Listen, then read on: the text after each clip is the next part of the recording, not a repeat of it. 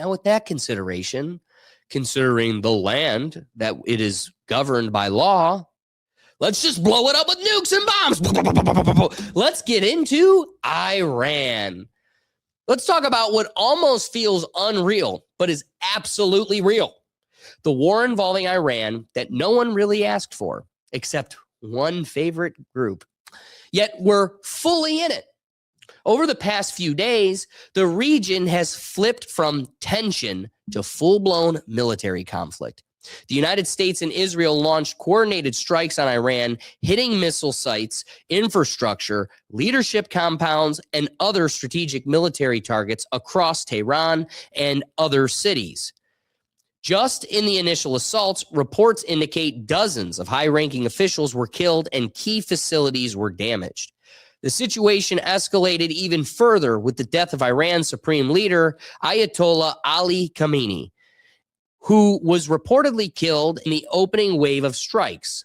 That alone is a watershed moment. We're not talking about isolated bombings in the desert or a tactical operation hidden from public view.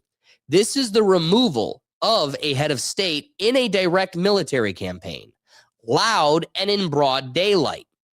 In response, Iran has launched missiles and drone attacks across the Middle East, targeting Israel, United States bases, and Gulf state facilities in countries like Bahrain, Kuwait, and the United Arab Emirates.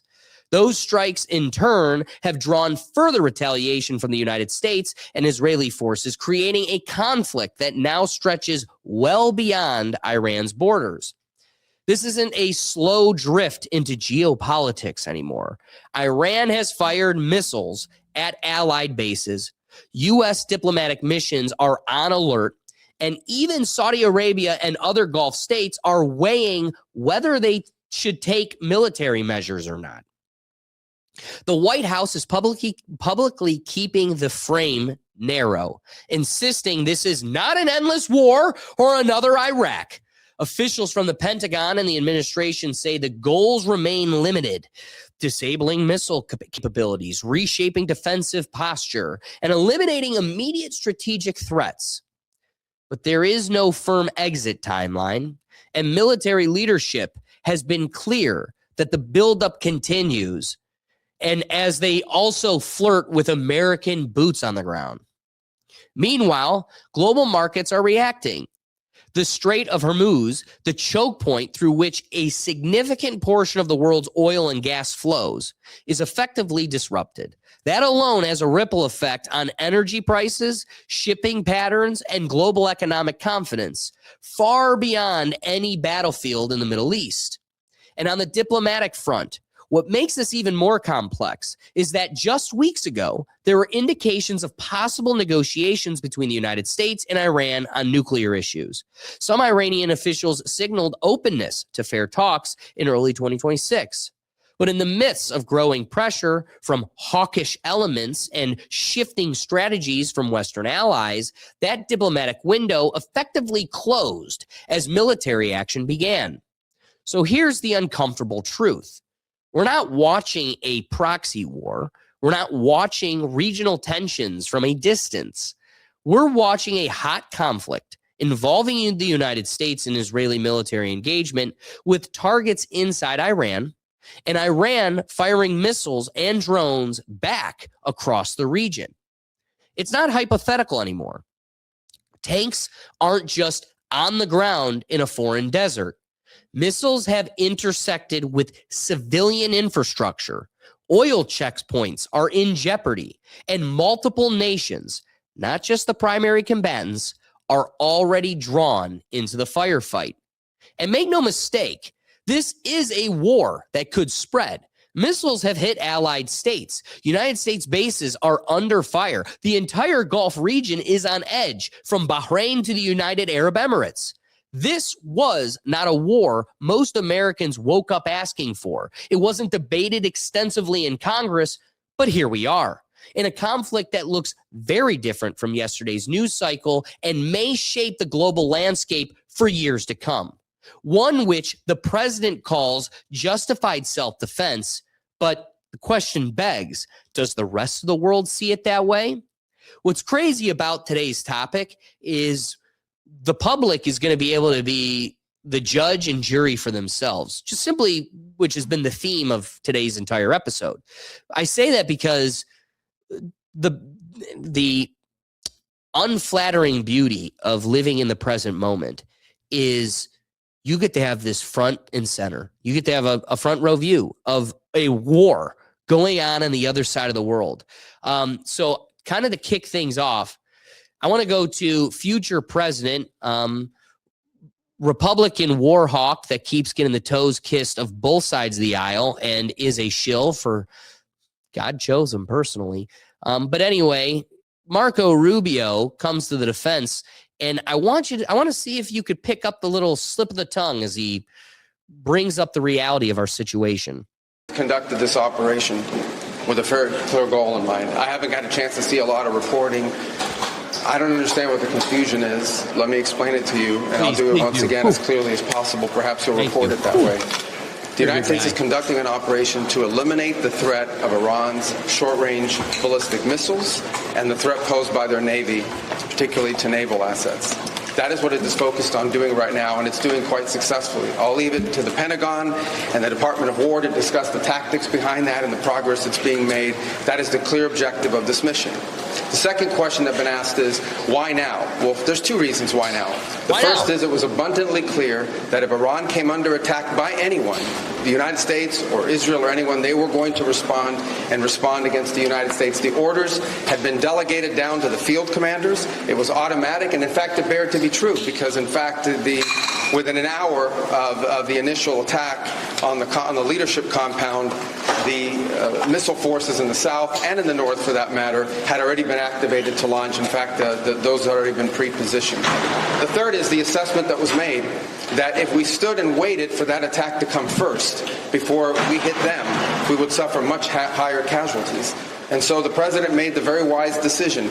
We knew that there was going to be an Israeli action. We knew that that would precipitate an attack against American forces. And we knew that if we didn't preemptively go after them before they launched those attacks, we would suffer higher casualties and perhaps even higher those killed. And then we would all be... All right, let me test the think tank here. Rethink it. Anybody pick up the noteworthy moment in his speech there? Will? Ricky?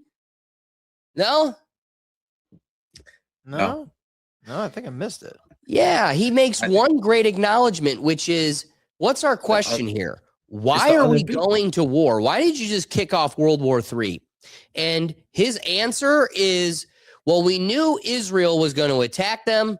That was going to cause them to attack American bases, so we had to attack them before Israel did. What? But that's our greatest ally. And as I told Will this weekend, it is crazy. We should get in line. We're stupid little goyim cattle that need to know our place. Do not forget, don't you guys remember at the beginning of time when God ripped open the sky and was looking at all the variations of colored people, white, beige, dark? He was like, you are my favorite. God chose them specifically. So you shouldn't doubt when all your tax dollars and all your American men die at the hands of God chose them personally. So anyway, a little slip of the tongue there that I think really highlights what's truly going on here. But, if I really wanted to get a grasp of reality, the person I should really go to is the commander-in-chief. Mr. President, today, what did you have for us? We were having negotiations with these lunatics. And it was my opinion that they were going to attack first. They were going to attack. If we didn't do it, they were going to attack first. I felt strongly about that. And so I want you guys to realize one thing. He's going to have to go to a legal battle against Congress because you just created a war without the approval of Congress. And his whole legal defense is this was out of self-defense. That's what the president has to take as his position. But we just said that Marco Rubio, the future president, just said, because he's worshipped by both sides of the aisle, king of the shills, the fact that he told us, we had to do this because Israel was going to attack and then they were going to attack us. Okay, that's not self-defense. You just told us it was in retaliation to our ally doing it.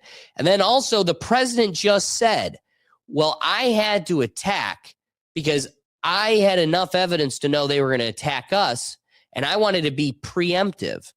Excuse me, sir, there is no operative use of preemptive. You can only be reactive in a legal defense of self-defense. Self-defense means there has to be an offense. That means you literally have to wait to be attacked, to do anything. So there is a full admission here by both sides. If your whole premise is self-defense, the president just admitted, I did this preemptively. Not necessarily. They've been chanting death to America for a lot of years, bro. Yeah, I've been hearing that. And you know what? How do I? Sure. But also people have been saying, I don't know, I'm trying to come up with the perfect example, perfect analogy. You know, I think ants have been trying to topple over the New York City forever too. Look at the rats.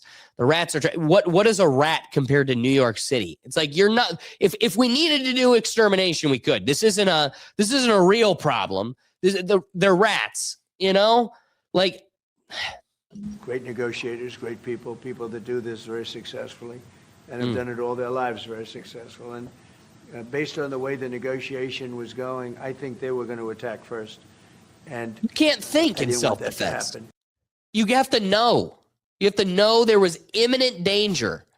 But I think negotiations were going sour. They didn't like my deal. I gave them the best deal, the greatest deal. I don't think they liked it. So I nuked them. I took out their big daddy.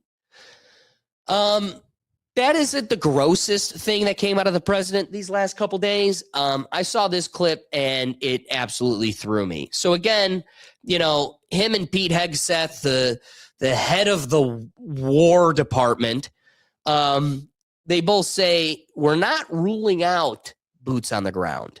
They refuse to. Oh, thanks, guys. That's wonderful news. The full recovery of the wounded and send our immensely. We have at least 6 American service members that have been killed in these last few days. Love and eternal gratitude to the families of the fallen. And sadly, there will likely be more. Did you catch that? There will likely be more. And sadly, there will likely be more. Before it ends, that's the way it is. Likely be more, but we'll do everything possible where that won't be the case. We pray. So there's Donald Trump. I mean, I thought that was quite a statement, dude. Just straight up saying, like, yeah, they're dead and there'll be more. Likely be more. Yeah. Brother. I mean, you are in a conflict. Right, but again, you're right. You're right. That naturally comes with any conflict. Like, don't say the truth out loud. Ricky opened up with, it's all about framing, right? There's the reality of the situation, and it's the lens at which they create your view of that situation. Take a look at this. The New York Times, here's one headline. Iran says dozens are killed in strike on school. So, 1, no responsibility. Who did the strike? We don't know. Iran says, it casts doubt. It's like, you know, this is the narrative coming from Iran, but do we really believe it? That authority dynamic compared to this other New York Times article where it says 9 killed, states it as a fact in Israeli city near Jerusalem after Iranian missile strike, naming the actor directly. This is very subconscious or unconscious logical manipulation that you don't even see playing an effect on the way you view this situation. At this point, I feel like this is all deliberate, bro. What? What do you mean? The simple wording of the article, yeah. The title, it's all deliberate.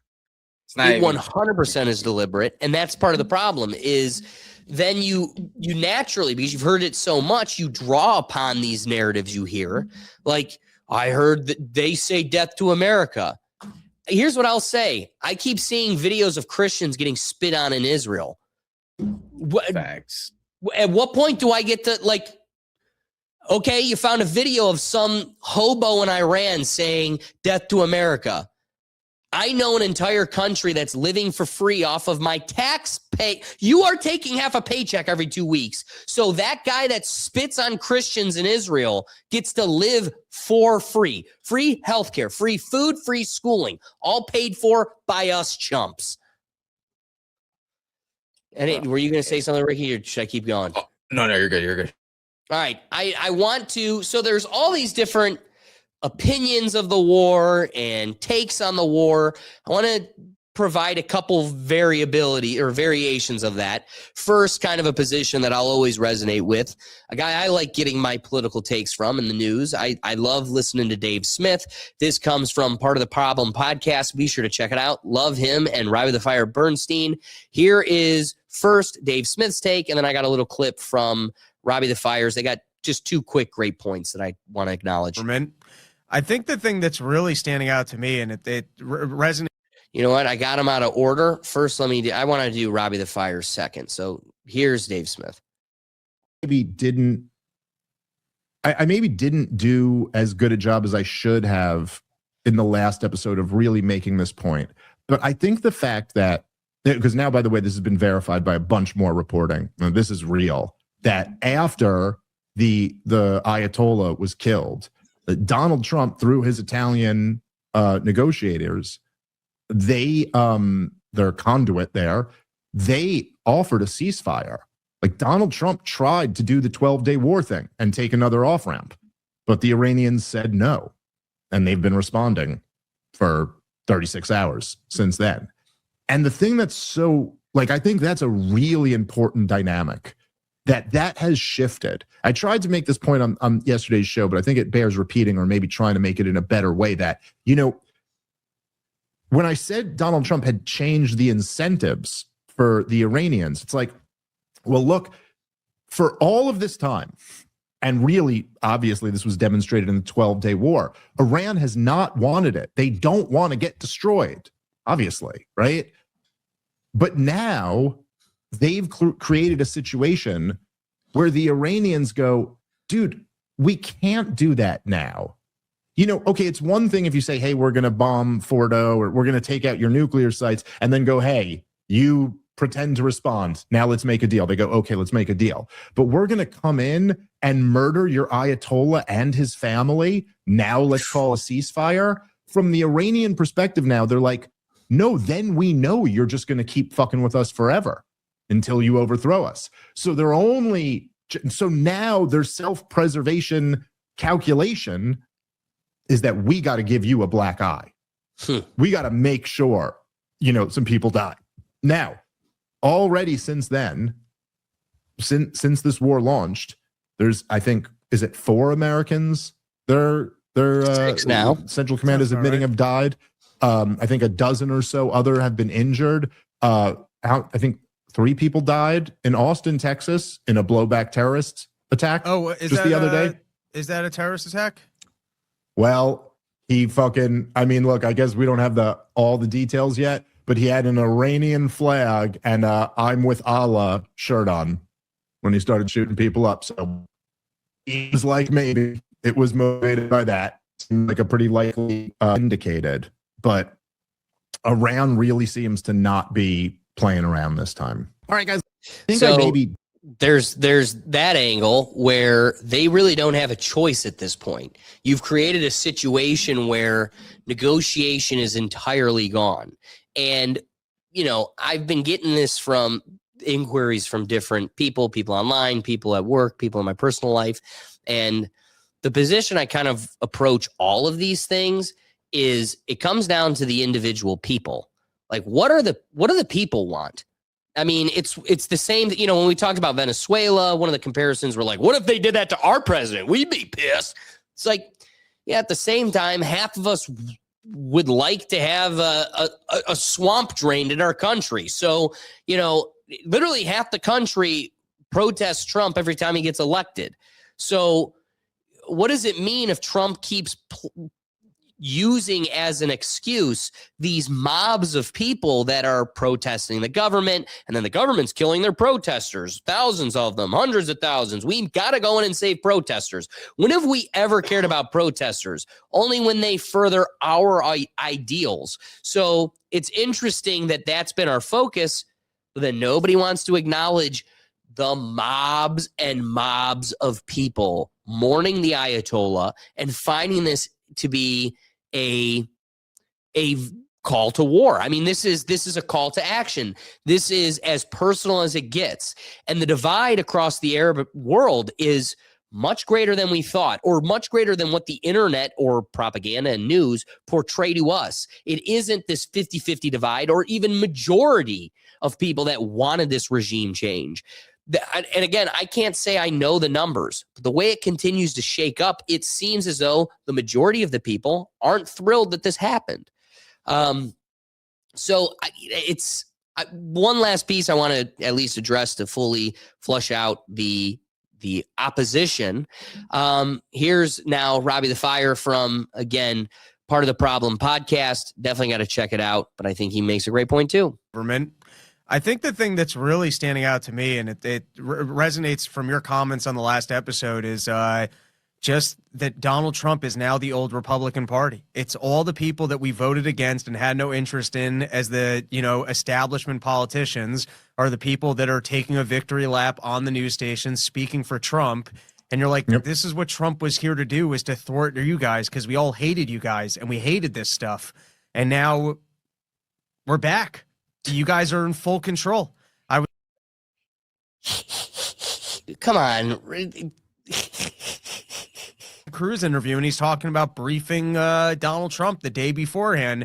And the way he's selling it is almost like Ted Cruz went in there, pulled up his pants and showed him who's boss and said, here's what we got to do. And Trump went, yes. And you know what happened in the elections? We all voted against Ted Cruz because that's not what we wanted. And it's incredible that we thought we were thwarting the Republican Party, or voters did. They thought they were getting a new Republican Party that was actually America first. And now, we've got a better salesman for their bullshit. Yeah. Perfectly said. Let me ask you, Will, what do you think? You and I are non-interventionists, so, it really is looking like kind of the old GOP. The only, I guess, devil's advocate I'll give for Trump is if you're going to do something like this, you can't go half measures. You got to go full measures. Right. It's an unfortunate truth, but if you're going to do this, you can't do it half foot in the door, because the issue is the way I see it, if you put like 1 foot in the door but not both feet, it's really hard to drag the second foot in. And unfortunately, now we're just kind of at this point. The only positive you're kind of seeing is I think the allies Iran thought they were going to kind of get in potentially fighting back in this conflict don't really want to seem to play much of a part in it. But when it comes to it's looking like the old Republican Party, it definitely feels like the neocons are getting their way. Man, well said. I want to go to Patrick Bet David, because here's trying to expand. Oh, what's that? What you got for me, Ricky? I just think they're trying to expand on the opposite side of Gaza and control that whole strait right there. Well, here's something that we haven't acknowledged on this show, and it probably should be at the forefront more often. Right now, I'm Googling Israeli military patch. Here, this should tell you everything you need to know. And of course, Google's not going to give it to me right away. Oh, Google, you can lick my scrotum. We are so cooked. Google is so far from real. Then you go to Twitter. If Twitter doesn't have it, then you go to Reddit and you'll get it for sure. That's how you can know. The more scrubbed it is, the more valuable that information is. That's how hard it was to get that Howard Lutnick photo of him on Epstein's Island. Bingo! Haha! Twitter for the win. All win. Sorry, folks. I wish the internet made it easier to display the photo. So why is the patch so interesting? Like Ricky just said, I feel like their plan is to kind of just take it all over, and they're not going to quit until they do. Notice the narrative is like, hey, God promised us 6 million years ago this land right here. And you're like, wait, what land? And he's like, well, no, I promise this land, just this little piece of New Jersey. But it's never going to stop there. Give an inch, they take a mile. That's how it's always going to be. Here's the patch. Just so you know, the little nub in the middle is what Israel is today. All of the Persian world is what's on their patch and what they're fighting for. So make no mistake where their heart line lies, and their intentions are clearly broadcasted on the uniform at which they fight for. So you're very right, Ricky, and it's more in our face than we're willing to acknowledge. And the next country, people, videos the news put out of their people in their country just going crazy for no reason. We just hear out of nowhere, like, oh, they're sick of their government. Just look for a new another strike to happen. You're so right. It happened You're twice. so right.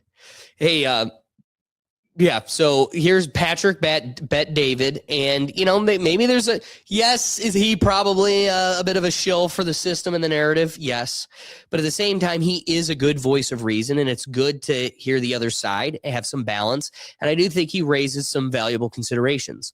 The supreme leader of Iran, Ali Khamenei, is officially dead. They killed him. They found his body. Reports came in. Let me tell you why this is big. This is not killing a president. This is not killing a prime minister. This is not killing a king. You're killing the supreme leader of a religion. This is number 2 to God. They killed. And by the way, the last time the supreme leader was alive, I was in Iran. It was June 3rd, 89. When he died, Khomeini, I was in fifth grade at a school called Gulbenkian, and it was chaotic in Iran because their hero died. This guy didn't die. They killed him. By the way, according to reports, 81% of Iranians hate this regime and they want it to be changed.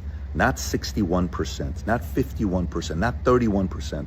Nearly 81% want this person to be gone, and he's gone. So what happens next? Trump killed Qasem Soleimani, reputation. Now he kills the supreme leader, combined with a couple different countries. How many people are on IRGC side? How many countries? Maybe a handful? Who's supporting them? Who? You don't think people are sitting there saying, well, about 180 countries are against you. Why? Because how many countries go around the world saying death upon America, death upon America, death upon infidels? Who says that? You don't think the president and his team wanted to negotiate with you guys to say, just say you're never going to have nuclear weapons? No, just for 3 years so you can be out and then we can get another Biden in and we can go out there and do all that stuff. So look, whether you're not happy about this because you're an anti-war person, which I totally get. No one wants war. I lived there as a kid. I saw people dying and no one wants that. It was the most anxiety, panic as a little boy. Nobody should experience that. Till today, certain sounds still get me because I go back to being a boy, and I was in the U.S. Army here. Nobody wants to see this happen, except maybe if your name is John Bolton and Lindsey Graham. But for everybody else who is wanting the world to be a safer place, if this gets quickly like this and everybody else sits around and says, hey guys, they're about to kill you and your kids, and you, who's next? Let's just work with these guys. What do you want to do? Guys, we're done. Surrender. Put the flag. We're done, guys. What do you want to do next? Let's make it work. Let's your people go elect somebody they want as their president, whoever it is. Wishful thinking. Let's go back to having good diplomacy. Let's stop being the agent of chaos in the Middle East, and let's make it a safer place. So, very interesting day for me. You know it is. Well, let him finish. Because I'll never forget June 3rd, 89. Never. I was 10 years old, about to be 11. So a great day for a lot of people that feel liberated. And none of this would have happened without President Trump. Many presidents have talked a big game. None of them had the brass to make the decision. You got to give him respect. While he's in the heat of moment with everybody saying you shouldn't do it, you shouldn't do this, they planned it out different than the way they did Venezuela. And they got Khamenei. Obviously, let's see what happens next. They could retaliate, but I think we will see fairly quickly what their next move is going to be. So a guy with a more personal perspective, kind of living in that area, living through some of these regimes, but then also, a financial support for the president. Will, what do you think of his take? You buying it? Yeah, I mean, look at the way the Venezuelans kind of reacted to what was his name, Maduro. Yeah, it's like kind of what I said. If I give Trump his flowers in the way when they have used military force throughout his first presidency and his second presidency. He's not afraid to go full measures on situations like this, and you have to. If you're going to do something like this, it's got to be thorough, it's got to be quick, it's got to be efficient. You, myself, and I'm assuming Ricky as well, we're non-interventionists. We would prefer that this country didn't use our tax dollars for reasons of this nature. But if you're going to, make sure it's swift, make sure it's efficient, and make sure we do not want a prolonged incident in the Middle East. Do I see this becoming a super global conflict, which I think is on the back of everybody's mind? No, but that's knock on wood wishful thinking. You know, we just got to kind of wait and see. But the one kudos I'll give them, and whoever planned these out, same thing with the Venezuela thing. It's efficient and very calculated. But you can't half measures these things. You can't, like I said, when you put it's like when you jump into a pool, you put one foot in, you get cold, and then you're afraid to put the second foot in. It takes almost longer. But when you just jump into it, like you've kind of planned you're out, in just it. jumping You're committed, into the yeah. pool, you're in it. It's easier to kind of get through and weather the storm. So that's what I'm hoping for is going to happen here. I can appreciate that. Great take. There's two kind of arms to my response. I can appreciate the perspective Patrick David brings. It's a unique one that you know we don't have personally, so we can kind of live through his lens a little bit. But there's a couple realities omitted from his position or his response that, upon learning, kind of shapes my perception of the whole thing. You know, when you look at the timeline of Iran, the fact that we went in and toppled the government was like, you're going to install a democracy. And then we didn't like the democracy. They voted somebody in. We didn't like it. So we toppled that person. And then, you know, they elected the Ayatollah. Okay. How much? Then we killed the Ayatollah and we're like, let us reinstill democracy. We promise. It's like, no, it's kind of like what they do here. They want the will of the people insofar as the will of the people is their agenda. Once they don't coincide, they just start ignoring the will of the people. So there is a lie when they start throwing the word democracy around. But an interesting perspective that Patrick David brings that I don't think we all can actually know. We're not the ones taking the census. We don't know what the will of Iran is. There actually wasn't an election held, so we can't even look at the votes. So it's interesting when he starts quoting and like really hammering. It's 81% of people that wanted this regime toppled. And you know the media, because they're invested in this, are parroting the same numbers and hyperinflating the majority of people that wanted this regime change. And it's one of those, here's what I'll say. If those are the numbers, then your analysis is entirely right, and I support it. But I don't believe those numbers. There's no way of me confirming or knowing. We're not taking the census, and I'm just supposed to believe the media written by God's chosen people that is the number, that is the lens I'm supposed to view this. So I'll say, if he's right, if 81% of the people wanted this regime change, then this was great moment in history, and we're going to change the world for the better. But if that is a twisting of reality and it is a 60-40 or 59, 51-49 type split, then that isn't ours to decide unless it was a direct threat. Now, there is an interesting thing here. Everybody knows Barack Obama is known for saying that the government seizes tragedy as an opportunity to get policy through that they normally would struggle to. They can do it quicker and at more effectively, so at a higher mass of policy creation through tragedy. The fact that people within our central intelligence, and to the point where I had 3 people at work today, an ex-military guy, a woman that works deeply within the federal government. She was a federal security officer.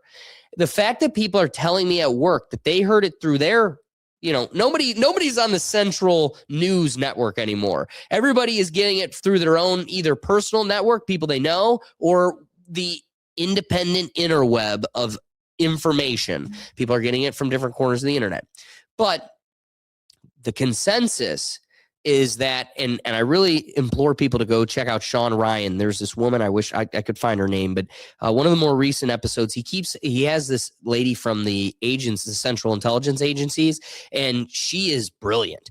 And she was like, screw the Epstein stuff. The thing that we need to make the public the most aware about is that our government knows that there is about 180,000 sleeper terrorists organized within the country right now, and they are waiting to deploy a massive domestic terrorist event.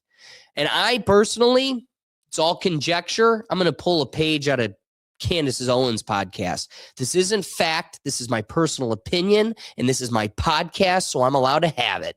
But my opinion is they probably are letting this thing fester, so that way we haven't felt the tragedy of remembering a 9/11 in too long.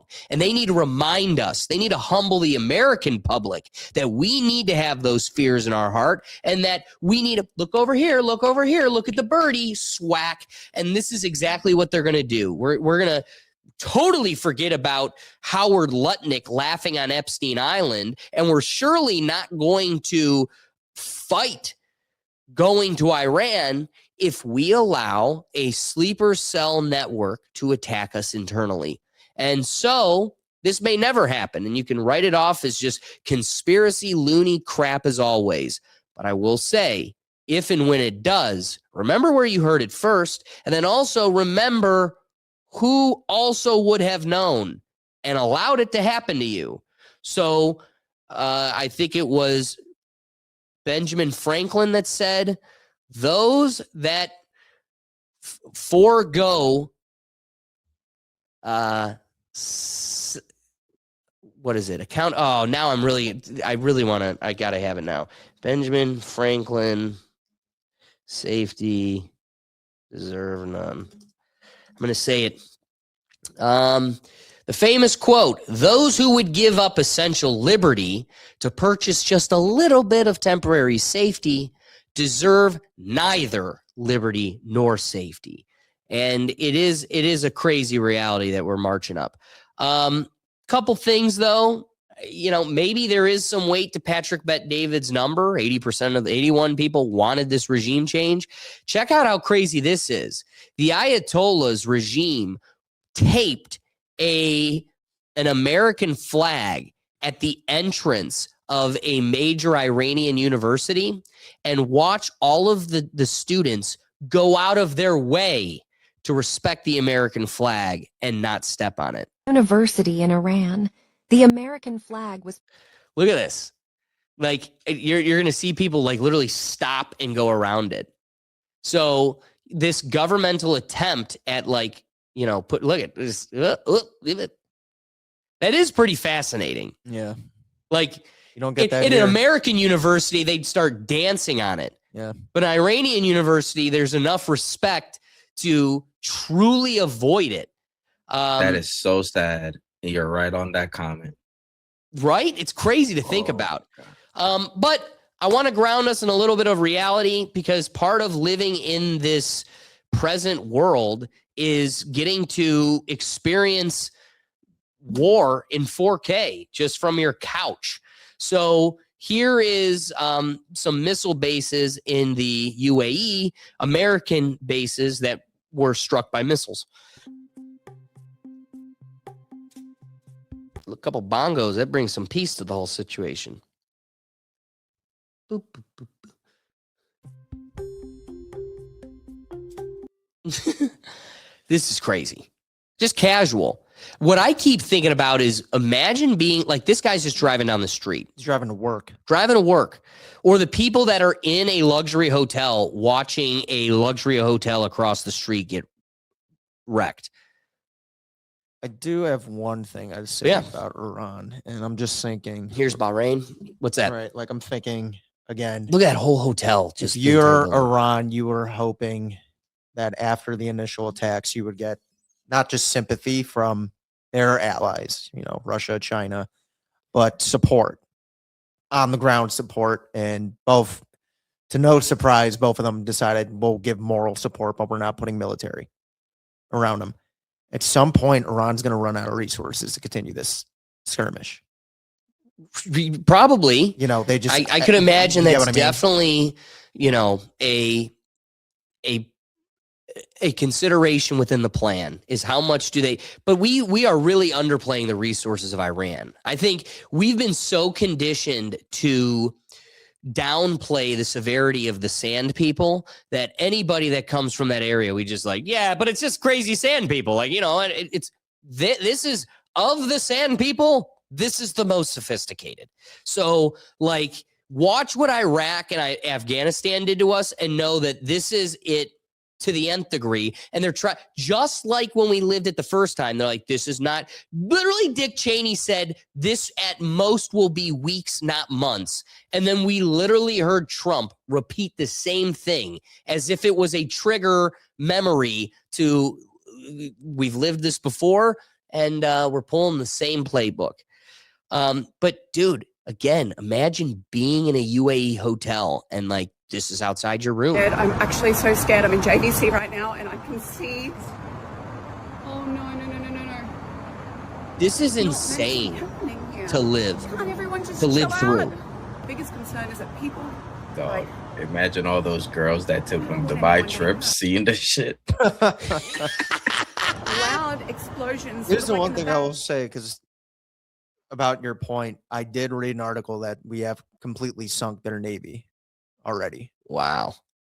Well, I would say the sand people don't have the most sophisticated naval. I want you to beat them in the sand. Beat them in the sand, and now we got a dialogue. But I don't know. We're a bunch of mermaids. Talk to the seals. That's where we thrive. Put a seal in the sand, and then we'll really talk. All day, and it's like, the sound, it like it shakes the windows. I don't know how to explain it. It is crazy. It's the weirdest sound ever. And now I'm seeing them. This is not fun, guys. We're supposed to be in the safest place. Like, I love the UAE. I love being here. I feel so safe all the time, and now I can see it. Like, what made watching the UAE get attacked like feel the most personal is of the desert countries of the Middle East, that is the most westernized country. So like it is the closest to like an American civilization trying to live within its means, like within its territory under full-blown attack, which is a concept that couldn't be more foreign to the American public. So watching like what feels like Western civilized American people being just and they're just in their hotel now, they're fleeing for their life. It's one of those underappreciated experiences you never have to face. There's a building that I always found to be the most fascinating, so I want to highlight a little instance that happened in the UAE when they were getting attacked, which still hasn't held up. But upon the initial attacks, when I went to Dubai, the thing that they told us was that the Burj Al Arab will be the first building attacked by the Arab world. Let me show you the Burj Al Arab so you know which building I'm talking about. It's likely you've seen the building before. It looks like a boat sail. Here, I'm going to share the screen here so you can see. Okay, so the Burj Al Arab is this building you've seen before. Yeah. Okay, it looks like a sail. Now, I love this building. It's always been my favorite building in Dubai, and a lot of the locals kind of deemed it the name, the middle finger to Dubai. Why do they call it that? Because the Irish Catholic architect that created the blueprints to this building turned in all the blueprints to Dubai, only showing the side profile and the front profile. Never once did it show the profile of the building from the ocean or from across the bay, because once they built the Palm Islands, you could see it from the other side. Well, there's one very unique thing about this building, and it's that it's a giant cross. It's literally just boldly in their face.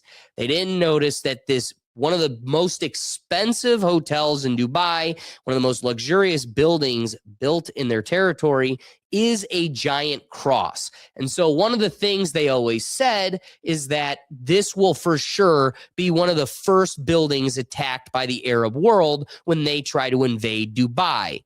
Why is this mildly comical coming from a Catholic and a true blood Christ follower? Find humor where you find it. They just let this building get obliterated. So the building's still intact. The bottom floor there took a missile.